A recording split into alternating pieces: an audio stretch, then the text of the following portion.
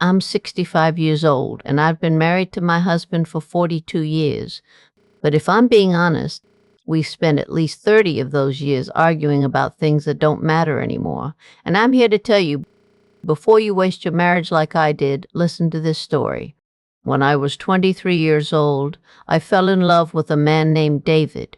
He was kind, he was funny, he made me feel alive.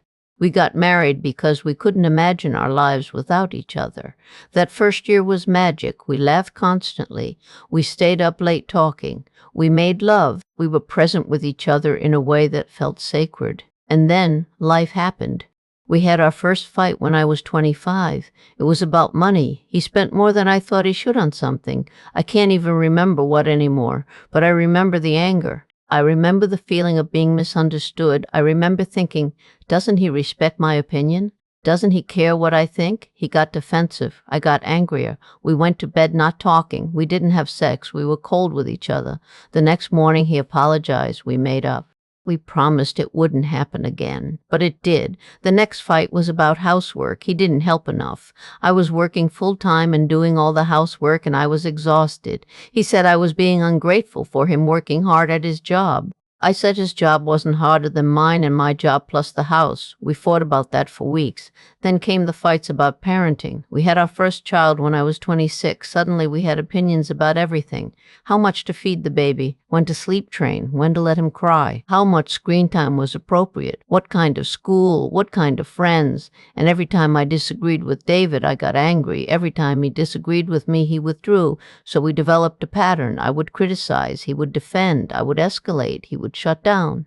And then we would just coexist in the same house in a cold silence until one of us broke and apologized, and we'd have make-up sex but never actually resolved anything. This pattern continued for decades. When I was 30, we fought about his mother. I thought she was controlling. He thought I was cold to her. We fought about that for years. His mother came between us. She was the subject of hundreds of arguments. When I was 35, we fought about money constantly. He wanted to spend. I wanted to save. We were both stressed about security. Instead of coming together on it, we blamed each other. When I was 40, we fought about his work. He was working too much and being emotionally absent. I told him I felt like a single mother even though we were married. He said I was being selfish and didn't understand how hard he was working to provide. That fight lasted months. We barely touched each other. When I was 45, we fought about sex. I didn't want it anymore because I was so angry at him all the time. He felt rejected. He felt unloved. We created a cycle where the less sex we had, the more distant we became. And the more distant we became, the less sex we had. When I was 48, he had a heart attack. I remember the phone call. I remember driving to the hospital. I remember the panic. I remember sitting beside his hospital bed, realizing that all those fights about his mother, all those arguments about money, none of it mattered. None of it. He recovered. The doctor said his heart was strong. He would be fine. But something changed in me. For the first time in 25 years of marriage, I realized what I had been doing. I had spent decades being angry at my husband over things that literally did not matter. I had let petty grievances destroy the intimacy between us. I had chosen anger over connection. I had chosen being right over being close. He came home from the hospital and I held him like I hadn't held him in years. I cried. And I said to him, I'm sorry. I'm so sorry for all the time we've wasted fighting about stupid things. He cried too. He said, I know. I've been sorry too. I've been waiting for you to come back to me. That was the moment I realized something devastating. My husband had been wanting us for years. He was waiting for me to stop fighting and come back to the man and woman we were when we first got married. So we started over. We went to therapy. We learned that we had been using arguments as a substitute for real communication. We had been so focused on being right that we forgot to be in love. We started dating again at 48 and 50. We would go to dinner. We would talk about things other than complaints and logistics. We would laugh again. We would make love again. And let me tell you, the sex we had after making peace was better than it had ever been. Because it wasn't about physical connection, it was about emotional reunion. It was about two people saying, I choose you, I choose us. But here's the painful part of the story. We had already lost so much time. We had lost the intimacy of our 30s. We had lost the deepening connection that middle-aged couples should have. We had lost thousands of nights of peaceful sleep next to each other instead of turned away in anger. We had modeled something terrible for our children. They learned that marriage was about conflict resolution through withdrawal. They learned that couples don't actually talk about their feelings. They learned that being right was more important than being close. And now, at 65, after 17 years of being reunited with my husband, I can tell you that those 17 years have been the best years of our marriage, but they do not make up for the 25 years we wasted. You cannot get time back. Every night you go to bed angry. Every morning you wake up cold to each other. Every time you choose an argument over connection, you are spending time you can never get back. David is 72 now. We have been together for 42 years. We have 5 grandchildren. We travel together. We laugh together. We make love together. We are closer now than we've ever been. But we both know we will never have those 25 years back. Let me tell you what I learned from wasting my marriage on arguments. First lesson, and this is crucial, every fight is a choice.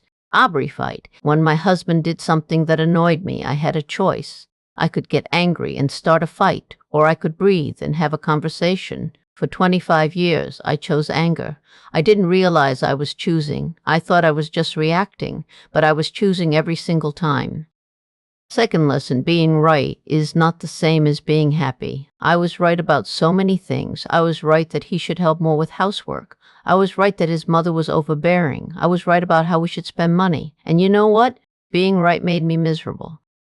Because I got to be right, but alone. I got to be right, but distant from my husband. I got to be right, but unhappy. Third lesson, your partner is not your enemy. For years, I treated David like he was my opponent, like we were fighting against each other. But the truth is, we were supposed to be on the same team. We were supposed to be facing life together, not facing each other in argument. Fourth lesson, arguments are never about what they seem to be about. When we fought about money, we weren't really fighting about money. We were fighting about security and control. When we fought about housework, we weren't really fighting about housework. We were fighting about feeling valued and appreciated. When we fought about his mother, we weren't really fighting about her. We were fighting about loyalty and boundaries. Once I understood what was really underneath the fight became pointless. Fifth lesson, physical and emotional intimacy are connected. You cannot destroy emotional intimacy and maintain physical intimacy. When David and I weren't talking, we didn't want to touch. When we stopped touching, we became even more distant. Connection is connection. You can't compartmentalize it. Sixth lesson, marriage is a daily choice. Every morning you wake up, you get to choose whether you love this person or fight with this person. For 25 years, I woke up and chose to be annoyed. I looked for things wrong with him. I looked for evidence that he didn't care about me, and I found it because I was looking for it. Now I wake up and choose to appreciate him. I look for evidence that he loves me, and I find that too. Seventh lesson, the thing you're angry about today won't matter in 5 years. I promise you, write down what you're fighting about right now. The money, the chores, the way he talks to you, the way she treats your mother. In 5 years, you won't even remember the specifics. But you will remember the pain of fighting. You will remember the coldness. You will remember not being touched. That's what will stay with you. If I could go back, if I could speak to myself at 25 when we had our first argument about money, here's what I would say. You are choosing to blow up your marriage over something that costs less than a dinner out. You are choosing to create distance when you should be creating connection. You are choosing anger when you should be choosing curiosity. Why did he spend that money? Is he stressed about something? Is he trying to feel joy in a life that's overwhelming him? Ask him, don't attack him, and every time you get angry in the next 40 years, I want you to ask yourself one question: is this argument more important than my marriage? If the answer is no, and it will almost always be no, then stop fighting. Choose your marriage instead. To everyone listening to this, I want you to hear this clearly. If you are fighting with your partner about stupid things, stop. Today, right now. You are wasting time you can never get back. Look at your partner. Really look at them. Remember why you chose them. Remember the first time you loved them. Remember the way they make you feel when they're not on the defensive and you're not on the attack. If you have something you need to talk about it. But talk about it with curiosity, not anger. Talk about it with the assumption that your partner loves you and isn't trying to hurt you. Talk about it as a team trying to solve a problem together, not as enemies. And if you're about to have an argument about something small, something that won't matter in 5 years, just choose not to. Let it go. Choose connection instead. Choose your marriage. I'm 65 years old. I have maybe 20 or 30 years left with my husband. Those years are the most precious thing I have. Every morning I wake up grateful that he survived that heart attack. Every night I fall asleep next to him feeling blessed, but I will always carry the regret of those 25 wasted years. Don't do what I did. Fight less, love more. Choose your marriage every single day. Appreciate your partner. Be present with them. Make love. Talk without anger. Laugh together. Be on the same team. Because one day, maybe sooner than you think, you'll realize how short life really is, and you'll wish you hadn't spent so much of it fighting. Your marriage is either your greatest source of joy or your greatest source of pain, and the difference between the two is usually just the choices you make every single day. I chose pain for 25 years. I chose joy for the last 17. The joy is better. But you can't get those 25 years back.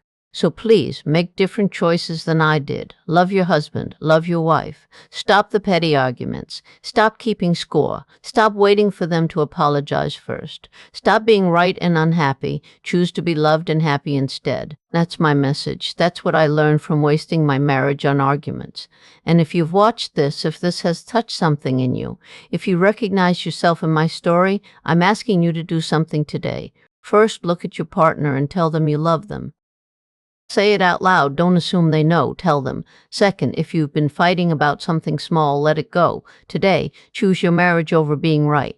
Third, if there's something real you need to talk about, have that conversation, but have it as a team, not as enemies. Try to understand them instead of proving them wrong. Fourth, share this with someone, your friend who's always fighting with her husband, your sibling whose marriage is cold, your child who's struggling in their relationship. Maybe this story will help them make different choices than I did. Fifth, subscribe to this channel because there are more stories coming. Stories from people who have lived long lives and learned hard lessons. Stories that could change your life if you let them. I'm 65 years old. I've been married for 42 years. I've wasted 25 of them on arguments, and I've treasured 17 of them in peace and connection. I don't want that to be your story. I want your story to be different. I want your story to be, we fought sometimes because all couples do, but we always came back to love. We always chose connection over conflict. We always remembered that we were on the same team. And when we were old, when we looked back on our marriage, we didn't have regrets about wasted time. We had gratitude for a life lived in love. That's what I want for you. Not the regret I feel, but the joy I've finally found. Thank you for listening. I hope this changes the way you fight with the person you love. I hope this helps you choose your marriage every single day, because marriage is a choice, and you get to choose every morning when you wake up. Choose love, choose connection, choose your partner. Don't waste your marriage on arguments like I did, always.